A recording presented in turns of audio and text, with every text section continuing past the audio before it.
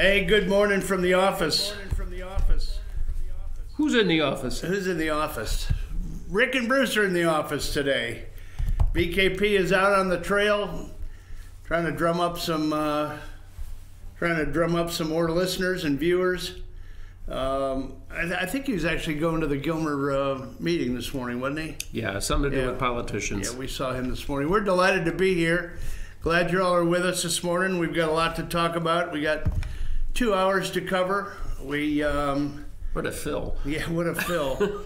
I picked up Bruce this morning, and he greets me with no electricity to his house, so we had to rush in here and get him over to makeup as quickly as we could because he didn't have any way to do his hair this morning. But makeup was kind to us, these old aging bodies. Then we made it over to the green room where we had a great spread, great buffet. Ladies, I really appreciate all the goodies that you provide for us in the morning. Yeah, we cater and everything, right? Yeah, the 3-day-old stale chips. That's right. The bacon egg burritos were terrific.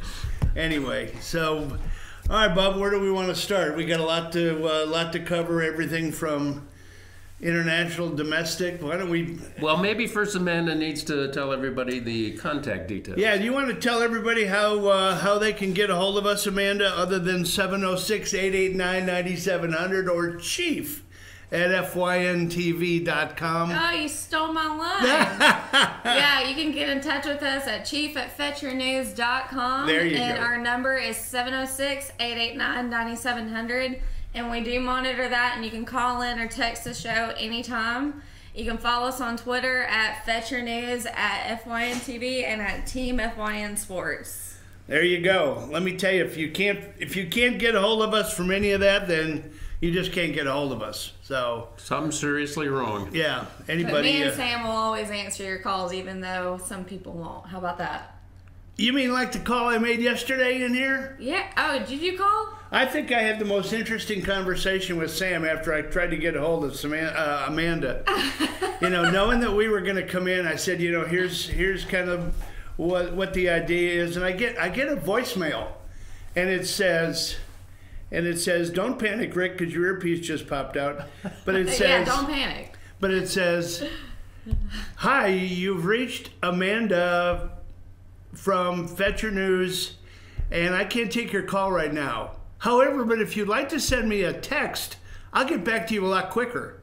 Yeah. Now, wait a minute. What's wrong with that picture? If you're going to get... I'm not a really social person. If you're going to get someone quicker by texting, why don't you just pick up the phone and answer it anyway? Anyway, that's just me. I'm sorry. Anyway. I'm an introvert. I wasn't part of that. Yeah, anyway. All right. Well, I digress. So... back to the summit. Let's go to North Korea. Yeah. No, let's go to Singapore. Let's go to Singapore for the summit. Our final blast on the summit. Our final blast. Yeah. What do you think? Give me your. Well, as I said on the show last Friday, I was hoping for a great pictorial of them doing a little walk through the butterfly garden. They didn't actually do that. I mean, they did have a walk down the curved sidewalk. And I did like the part where, Donald was showing him the beast. He wanted to see the beast. That's great, isn't it? Donald, will you give me a beast if I lift all my nuke sanctions? Really? The beast, for some of you who may not know, is the affectionate term that I don't know whether the Secret Service or the White House staff or whatever gave to the limo that the president's designated to ride in. Yeah, the brand new model. It's a heavily armored Cadillac. I know. Yeah, it doesn't look like something I'd like to drive. The weight of the thing is just amazing. No, yeah. I mean they have to charter another 747 just to carry that thing, don't they? Mm-hmm. Anyway, so give me your takeaways from the summit, Bruce. I think he achieved what he wanted to in terms of getting the very light schematic or a framework, if you will, going forward. I think that's what he wanted to achieve. I think all these people are saying, he doesn't have anything concrete. It's loosey-goosey. I think this is exactly the first step that needs to happen. So I'm pretty pleased with it. And I take issue with a lot of the Democrats and pundits and fake news people were saying, oh, he gave away the war game exercises. He didn't give that away. I mean, it's suspended. He could put that back in a heartbeat. Well, he didn't give anything away yet, did he? I mean, they're saying he did. He promised a lot.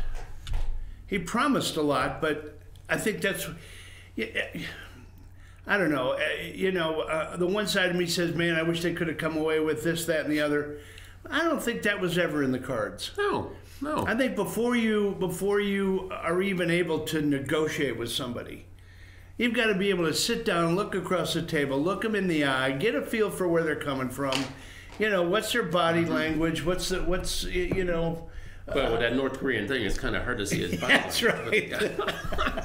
Omar, the tent maker. Did you hear about all the imposters that they had, or the lookalikes? Oh yeah, they had all these lookalikes running all over the place. I can't believe there's many people that would cut their hair that way. But are any Melania lookalikes? Anyway, what about the detractors? Well, I mean, I think the Dems. What about they're full Menendez? Of hot air. They're full of hot air. I mean, really. A year ago, this is the guy who was going to lead us into nuclear war with North Korea, and now they won't give him credit for having the summit. Yeah, they won't give him credit for having a framework. They just want to knock him any way they can. Yeah. First thing he did when he came back, he tweeted out that, we're safer now than the day I took office. You can rest easy. The nukes are off the table. Maybe eventually, hopefully eventually. We were hoping that that they'd end the war, but Brian and I, BKP and I, had a conversation about that, and he was right. When they end the war, it's got to be on their soil. It's got to be on the DMZ or whatever they call it, the demilitarized zone. Exactly. Where that epic picture of Kim Jong-un, stepping across and giving the South Korea leader a big hug. Yeah, and then pulling him back over. Yeah, that's where it's got to happen. I mean, we've got to have fireworks, and we got to have a celebration. We got to have buy-in from China, right? Oh yeah, absolutely. Buy-in from Japan. Do we have to have buy-in from Japan? Certainly an interested bystander. I mean, they're the ones that have been having missiles going through their airspace. So yeah. Never me. No more ballistics over the forehead. Huh? Really. Yeah. So, anyway, to see something happen like that would be obviously historic, and I think it will happen, but all in time. And I really believe, just based on Trump's past history, that everything is programmed.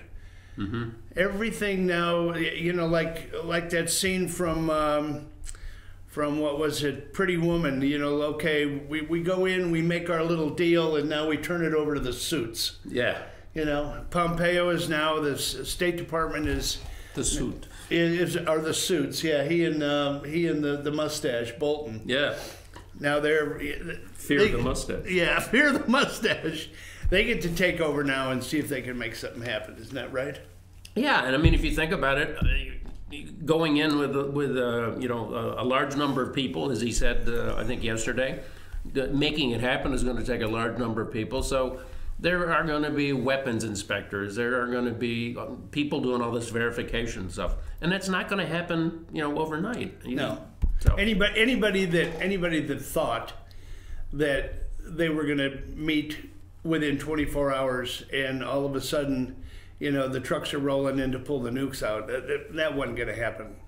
I mean, this takes a lot of logistics, and that's exactly what the Democrats were saying before the summit happened. Mm-hmm. They were saying, this can't happen overnight. You need preparedness. And then what happens at the end of the summit, first day? They say, we didn't get anything. You got nothing done. Yeah, yep. And then now supposedly the war games thing is being touted by the North Korean press as a great concession. Yeah, I mean, there's a piece. Trump's ongoing victory lap was marred overnight when North Korea's state media KCNA reported. KCNA, that sounds like something out of St. Louis. KCNA reported that Kim Jong-un said Donald Trump offered to lift sanctions against his regime when they met Tuesday. Well, he did offer to lift the sanctions. but they aren't lifted. Yeah, He in did return. offer. Yeah. In return. It's a quid pro quo there, gang. In Singapore, a claim which contradicts Trump's previous statements. KCNA also reported that it was published after Kim returned home from his meeting, noted Trump's vow to suspend U.S. military drills in Korea. It also said Trump committed to unspecified security guarantees for Pyongyang and to lift sanctions against it. That's all true. Yeah, and you have to remember about these war exercises. The American troops in South Korea, and to a lesser degree just across the Sea of Japan in Japan, are there as sort of a first reaction force, a first defense force, if you will, if something happens. I mean, they're there to deter North Korea from doing anything. I mean, they are not a fighting force that could withstand a full onslaught from North Korea. No, I mean, North Korea's got what, the third or the fourth largest army in the world? Yeah, they have a large number of people massed in the north. So this whole thing about our troops have to be ready. As the Democrats are saying with these war exercises. Yes, they have to be ready, but I mean they are not there to be a complete defensive force. So right. Whether they exercise every year or every 6 months or whatever the case is, I think that's a red herring that the press is just using to beat on Trump. We where was I going with this? We talked about South Korea. I mean Japan. We've got a lot more troops in Japan actually than South Korea, don't we? I don't know the numbers exactly. Okinawa, there's a very large naval and air force group there. There's a few other ones scattered throughout Japan. I don't know the numbers. That'd be interesting to look up in the break. Give the folks a little, just a little insight. You used to live in Singapore. Yes, sir. You 2 stints there or just 1? 2 stints. Two stints in Singapore. So you've got the 80s and 90s. Yeah, you've got a lot of intimate knowledge of the country, the people, the heritage, talk a little to that if you can. Well, I think they chose that as sort of a neutral ground because it's predominantly overseas Chinese. Chinese from China, they came down and populated there. Populated the islands of Singapore? Yeah, and Singapore's an island republic. I mean, it's like one big island and 57 smaller islands. Okay. And it's a very progressive place in the sense that they've gone from, ox carts and muddy tracks to a very modern city that would rival anything in the West. I used to say it kind of reminded me of Dallas. But it's very well developed, has the reputation of being like one of the best places to live in Southeast Asia. And I mean, is there wealth? Is there opulence? Is there? Yes, and yes, and yes. Okay. There's some very wealthy people there. It's again probably the best airport in Asia. Singapore Airlines is always ranked as one of the best airlines throughout the world. Right. And it's very small and congested. There's a lot of high-rise living. There's a lot of apartments going into the sky. But the very wealthy people can afford some very nice homes that are standalone, and there's a lot of wealth there. And the Singapore government has been very proactive in getting business to come there. They have a biomedical park that they have attracted people from all over the world. They have these very nice hotels on Sentosa. There's some very nice hotels on the mainland too. But Sentosa is the place where the president. Yeah, it's an offshore island that's connected by a causeway. Kind of a Disney World type. They have had over the years, a lot of things for. I see a big Ferris wheel out there. The Singapore citizens to do, for recreation and things like that. Right. So it's a very large port. I mean, it's one of the largest container ports in the world. They are always in competition with Hong Kong, who does the most units every year. So it's a very active place. And again, overseas Chinese, Malay, Indian, and then a handful of expatriates that live there. But pretty clean city too, huh? Very clean, And again, it's a single party that runs things, the People's Action Party. The current Prime Minister, Lee Hsien Loong. They have PACs too, huh? PAP. Oh, PAP. People's Action Party. Oh, I thought you said committee. I'm sorry. No, PAP. Okay. Lee Hsien Loong is the son of the considered modern founder of Singapore, Lee Kuan Yew, who died 3 years ago. He was the one who handled separation and independence from Malaysia, because they're right at the tip of South Malaysia, and were part of the Malay Kingdom back in the day. But they have done very well. They have one of the highest GDP per capita in Asia. How big what population-wise? They're about 4.5 million now. So 4.5 million in a small space is the reason everybody lives up, and it is dense. And they do have an expressway, and they do have a very nice subway train system. So it's a very modern, great place to live. For expatriates who do business in Southeast Asia. It's one of the places that it really ranks quite high. You enjoyed living there, didn't you? Yes. But again, we're only 70 miles from the equator, so it's hot and humid. Yeah, buddy. Year round. Yeah. That's why you moved to Baton Rouge after that, huh? Hey, you needed some of that heat. That was easy to do. Can't get enough of it. Yeah. Thanks for that insight. That's great. It's stuff you don't hear about, but when you have someone that's lived there and lived it and seen it and understands it, it's it brings a whole new perspective to it. So the finishing up on the summit, going forward, what do you think, timetable wise? What's next? Does the president bring Kim Jong-un to the U.S. like he has talked about? I think he'll bring him at some point. I don't expect it to be this year. I'd be surprised, but. Pompeo is going to South Korea and China.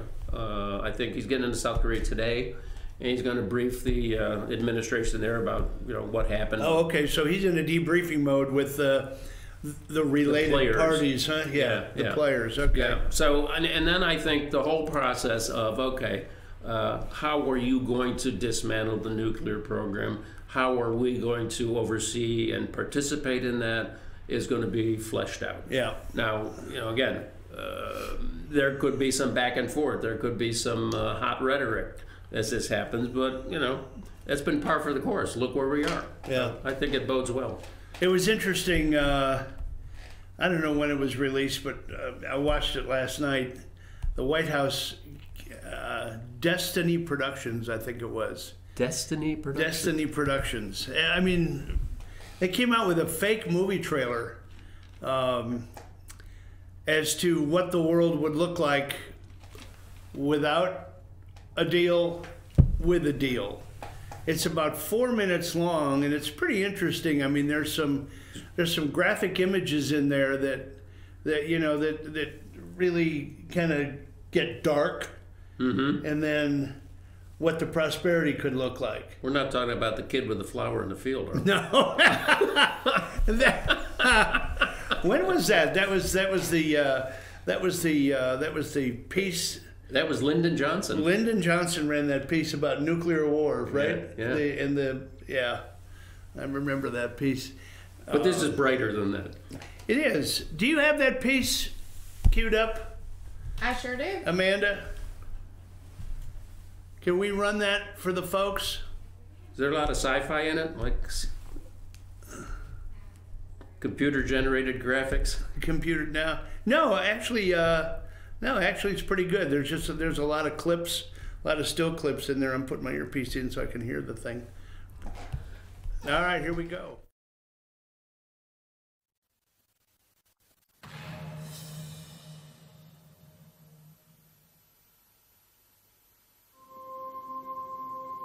Seven billion people inhabit planet Earth. Of those alive today, only a small number will leave a lasting impact. And only the very few will make decisions or take actions that renew their homeland and change the course of history.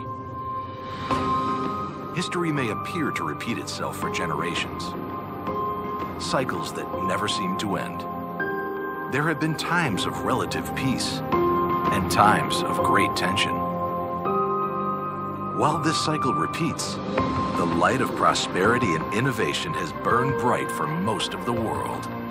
History is always evolving, and there comes a time when only a few are called upon to make a difference. But the question is, what difference will the few make?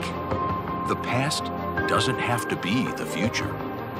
Out of the darkness can come the light, and the light of hope can burn bright. What if a people that share a common and rich heritage can find a common future? Their story is well known, but what will be their sequel? Destiny Pictures presents a story of opportunity, a new story, a new beginning, one of peace, two men, two leaders, one destiny. A story about a special moment in time when a man is presented with one chance that may never be repeated. What will he choose? To show vision and leadership? Or not?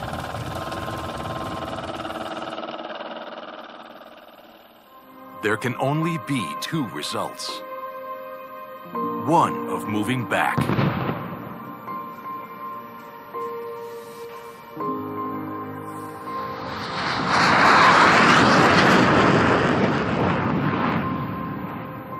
or one of moving forward.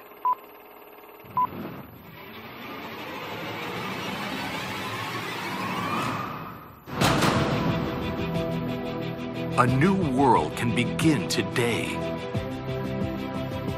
One of friendship, respect, and goodwill. Be part of that world, where the doors of opportunity are ready to be opened.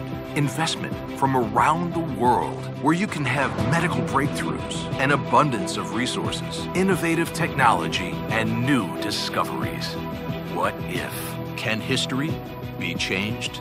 Will the world embrace this change? And when could this moment in history begin? It comes down to a choice. On this day, in this time, at this moment, the world will be watching, listening, anticipating, hoping. Will this leader choose to advance his country and be part of a new world? Be the hero of his people? Will he shake the hand of peace and enjoy prosperity like he has never seen? A great life or more isolation? Which path will be chosen? Featuring President Donald Trump and Chairman Kim Jong-un in a meeting to remake history, to shine in the sun. One moment, one choice. What if? The future remains to be written.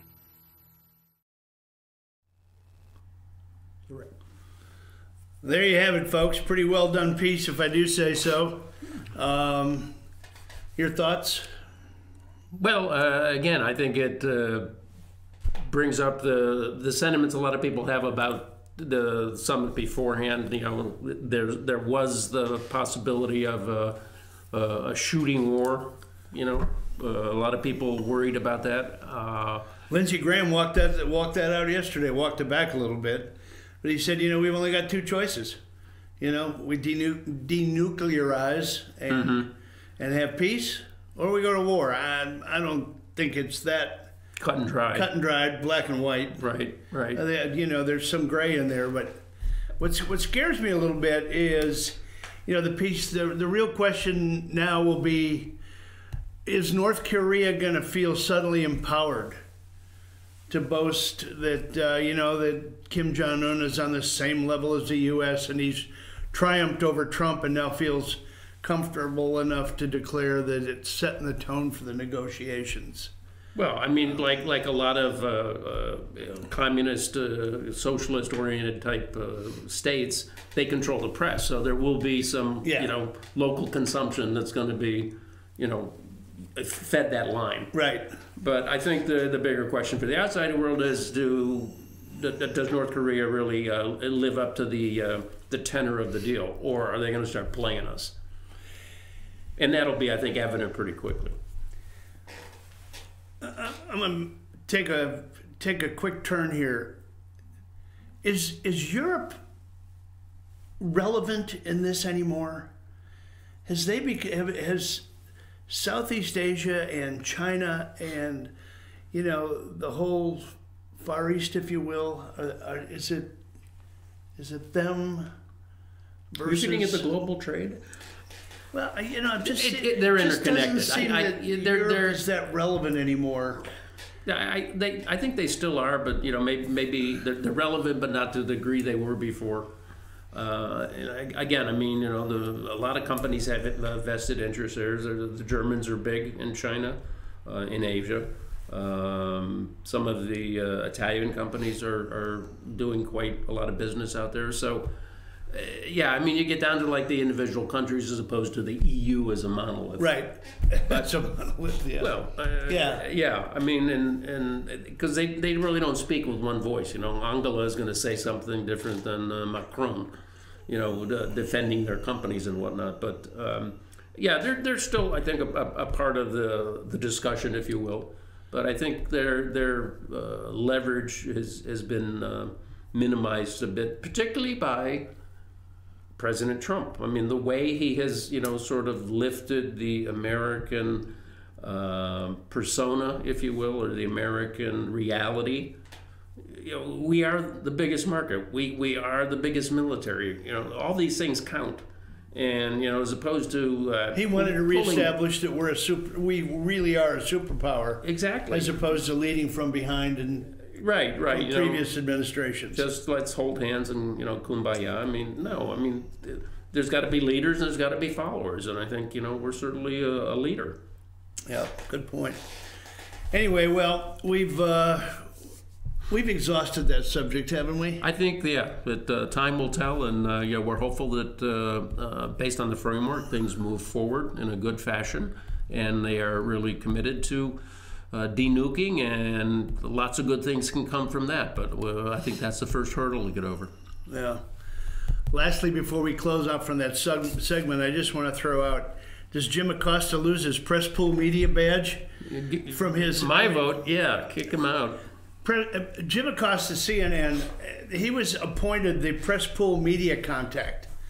So if anybody heard the tail end of that summit, they heard some Yahoo yelling in there and kept screaming all these questions and just badgering. Well, that was good old Jim Acosta, not to be confused with April Ryan. April Ryan. Anyway, there's threats now that she didn't make the trip. I don't think. Yeah, I know, right? But it was equal treatment. In the sense, he probably asked Trump a bit more, but he shouted stuff at Kim too. Oh yeah, I know. Who, nobody knows exactly his English capabilities. In terms of listening. I think he knows more English than you. But a lot of these leaders seem to, because those guys are always talking stuff, and I'm sure Trump isn't talking Korean. No. Anyway, I for one vote that Jim Acosta loses his media credits. Loses his press pass. Get him out of the pool. He's just being rude and disruptive to the other people there that want to get their questions asked. I know. Just to shout over everybody.